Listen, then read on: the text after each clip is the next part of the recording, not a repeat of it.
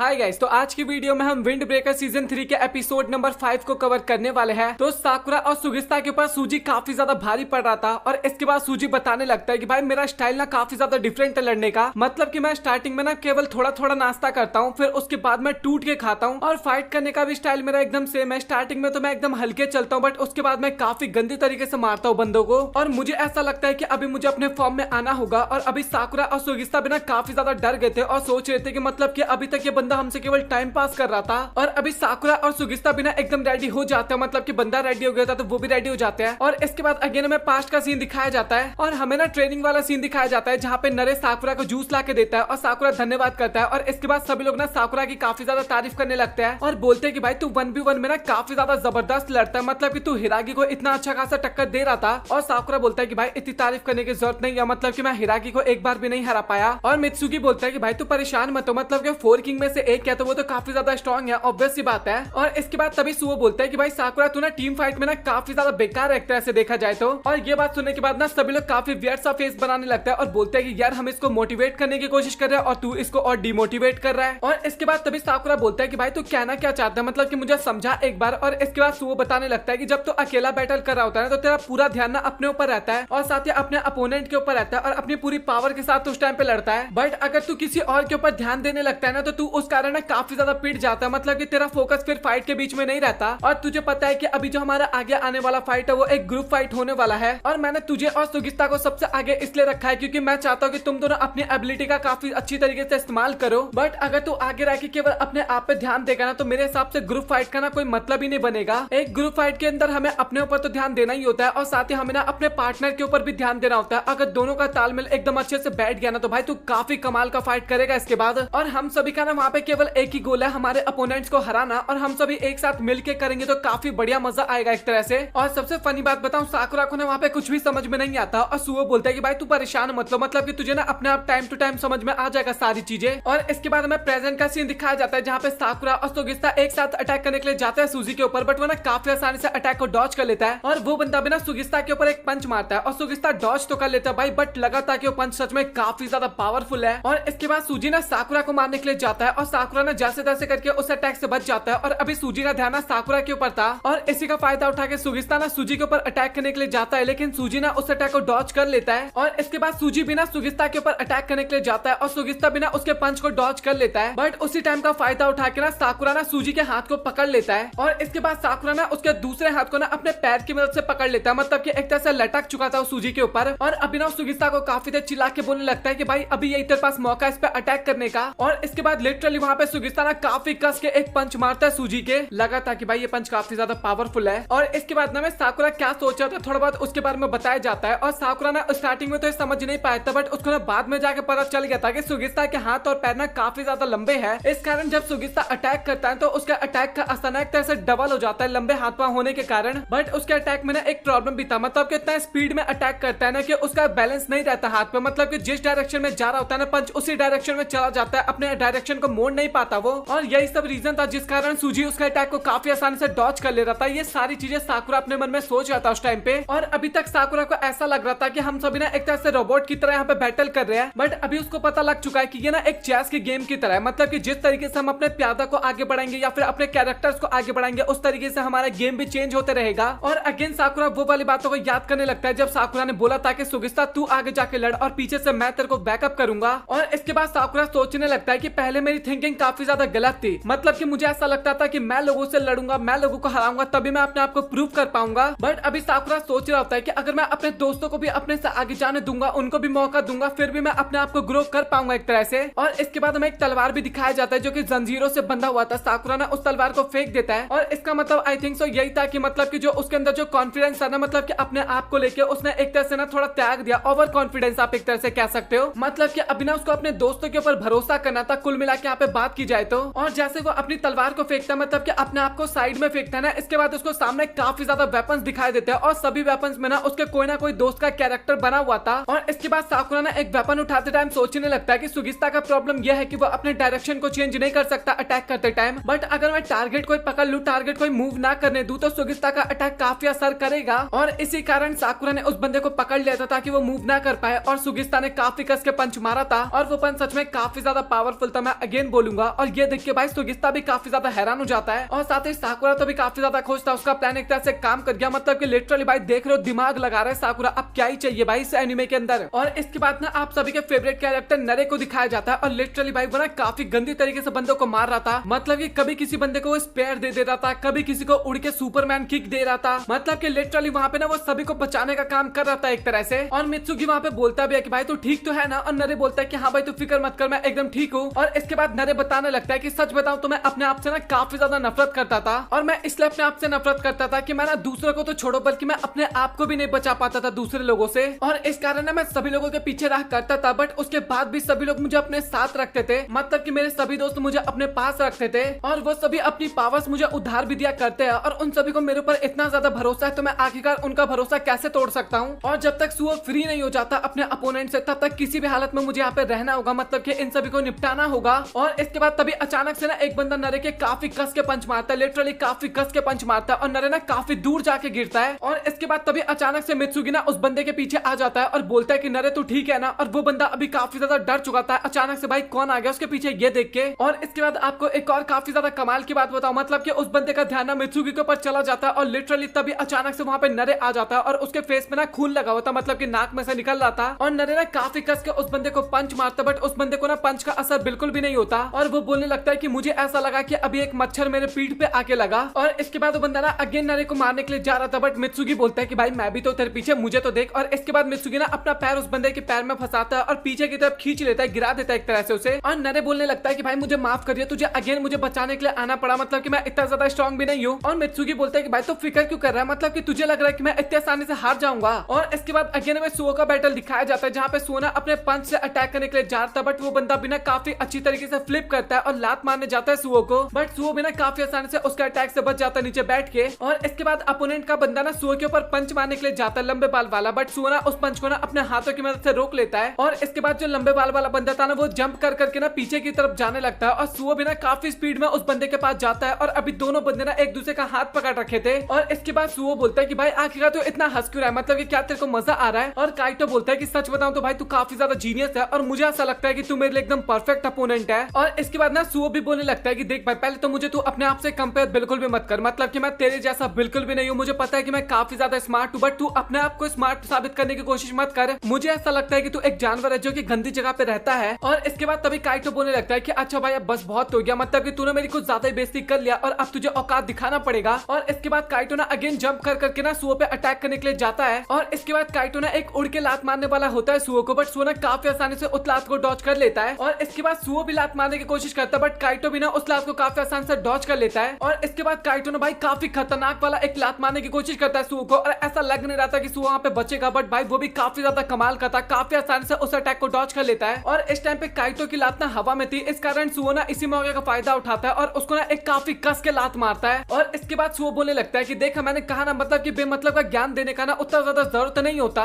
मतलब कि भाई अभी लिटरली भाई सुओ ना काफी ज्यादा बेइज्जती मारता है एक तरह से, और हमें ना अभी फिलहाल के लिए सुओ की एक अलग ही पर्सनैलिटी देखने को मिल रहा है यहाँ पे। और इसके बाद हमें काइटो के पास्ट का सीन दिखाया जाता है, जो कि ना एक डिसिप्लिन वाला बंदा था, मतलब कि जो उसका रूटीन था ना वो उसी को फॉलो किया करता था, बट एक टाइम पे ना वो उसको करते करते ना बोर हो गया था। बट इसके बाद ना एक फाइट के दौरान ना काइटो को किसी बंदे ने काफी ज्यादा पीट दिया था। और इसके बाद तभी वहाँ पे सूजी आता है और वो बताता है कि भाई आखिरकार तू पागल वागल है क्या, तेरा कोई लेना देना नहीं था इस फाइट के अंदर, तो तू आखिरकार क्यों आ गया। बट वहाँ पे काइटो का रिएक्शन है काफी ज्यादा डिफरेंट था, मतलब कि फाइट करने के बाद ना उसको काफी ज्यादा अच्छा लगा। और काइटो बोलने लगता है कि भाई मुझे तेरे को देख के ऐसा लग रहा है कि तू ना काफी ज्यादा एक्सपीरियंस है इस काम में, मतलब कि तू हमेशा फाइट करता रहता है क्या। और सूजी बोलता है कि हाँ भाई तूने सही कहा, मतलब कि मुझे फाइट करना काफी ज्यादा अच्छा लगता है। और ये सुन के ना काइटो काफी ज्यादा हैरान हो जाता है और वो कुछ सोचता है। और इसके बाद वो भाई सूजी के साथ मिल जाता है, मतलब कि आपको इसके बाद की स्टोरी तो काफी अच्छे तरीके से पता है। और इसके बाद अगेन हमें प्रेजेंट का सीन दिखाया जाता है, जहाँ पे काइटो ना अगेन पंच मारने वाला होता है सुओ को, बट सुओ ना काफी आसान से डॉज कर लेता है। और इसके बाद सुओ पंच मारने के लिए जा रहा था, बट वो ऐसा दिखाता है कि वो पंच मारने वाला है, बट वो मारता नहीं है और उसको ना केवल धक्का देता है साइड में। और ये देख के ना काइटो भी काफी ज्यादा इंप्रेस हो जाता है। और इसके बाद अगेन वो बंदर की तरह जंप करते करते जाता है और सुओ के ना एक लात मारता है, और पहली लात को काफी आसानी से सुओ डॉज कर लेता है। और इसके बाद वो अगेन एक और लात मारता है और वो ना उसके दूसरे लात को भी डॉज कर देता है सुओ, मतलब कि। और ये देख के काइटो अगेन काफी ज्यादा हैरान हो जाता है कि भाई ये सच में काफी ज्यादा कमाल का बंदा है। और लिटरली आप लोग मानोगे नहीं, यहाँ पे ना अगेन काइटो घूमता है और एक और लात सुओ को मारता है और सुओ ना अगेन उसके को डॉज कर लेता है। और अभी इस टाइम पे ना काइटो ने एकदम बैलेंस खो दिया था और वो ना नीचे गिरने वाला था, बट तभी सुओ ना इसी का फायदा उठा के ना उसके फेस पे लात मारने वाला होता है, बट काइटो ना जैसे तैसे करके उस लात से बच जाता है। और इसके बाद काइटो ना वहाँ पे पता नहीं क्यों पागलों की तरह काफी ज्यादा हंसने लगता है। और इसके बाद वो ना सुओ के पंच मारने के लिए जाता है, बट उससे पहले सुओ ना उसके काफी कस के लात मारता है। और इसके बाद सुओ अगेन उसके छाती पे भी एक लात मारता है और अगेन काइटो काफी ज्यादा हंसने लगता है। और लिटरली वो वहाँ पे बोलता है कि भाई तू मुझे और मार, मुझे काफी ज्यादा मजा आ रहा है इस काम में। और इसके बाद अगेन काइटो ना फ्रंट फ्लिप मारते हुए मतलब कि बंदर की तरह गुलाटी मारते हुए सुओ को लात मारने के लिए जाता है। और अगेन सुओ लात को डॉज करता है। और इसके बाद एक और एक्शन अटैक करने के लिए जाता है सुओ के ऊपर, और सुओ अगेन उसके अटैक से बच जाता है। और इसके बाद सुओ ना अपना पंजा मारता है, मतलब कि पांचों हाथ का पंजा मारता है। और इस बार काइटो वहाँ पे ढेर हो जाता है और वो बताने लगता है कि अगर तुझे किसी का टीचर बनना है ना तो तुझे सबसे पहले उस बंदे की कमी बताना होता है और साथ ही उसको समझाना होता है कि आखिरकार तू इसको कैसे सुधार सकता है। और सच बताओ तो तेरे जैसे बंदे ना इस काम को कभी भी नहीं समझ सकते। और इसके बाद अगेन हमें नरे का सीन दिखाया जाता है और वो ना अपनी एक ही टेक्निक का इस्तेमाल किया जाता है, मतलब कि बंदे को उठा उठा के पटके जा रहा था। और अभी उसने इतने सारे बंदों को पटक दिया था कि बंदा काफी ज्यादा थक चुका था, बट इसके बाद भी वो एक बंदे को पटक रहा था। और इस टाइम पे पटकते टाइम ना उसके आगे खुली हुई थी और ये देख के सुओ बोलने लगता है कि भाई तू फाइनली सीख ही गया कि आखिरकार लड़ते टाइम अपने आंख को कैसे खुला रखना चाहता है। और जिस बंदे को नरे पटकने जाता ना सुओ आके उसके काफी कस के लात मारता है और नरे वहाँ पे बेहोश हो गया था, मतलब ये गिर चुका था। इस कारण सुओ आके उसको उठाने लगता है और नरे ना सुओ को धन्यवाद करता है। और मित्सुगी बोलता है कि अगर तुझे थोड़ा रेस्ट करना है ना, मतलब कि सुओ को बोलता है तो तू कर सकता है, मतलब कि नरे काफी अच्छा बैटल कर रहा है यहाँ पे। और टाइगा भी बोलने लगता है कि सुओ भाई मतलब कि सारा कमाल तू अकेले थोड़ा ना दिखाएगा, मतलब कि हमें भी तो थोड़ा बहुत मौका दे। हमें ना बाकी के फ्यूरन के बंदे भी दिखाए जाते हैं और वो सभी भी ना काफी ज्यादा फायर्ड अप हो गए थे वहाँ पे। और सुओ यहाँ पे बताता है कि सभी लोग तो काफी ज्यादा कमाल का कर रहे हैं, बट अभी सबसे इंपॉर्टेंट साकुरा और सुगिस्ता का बैटल पड़ता है। और हमें वो दोनों भी दिखाए जाते हैं जो कि अभी फुल ऑन एक्शन में थे।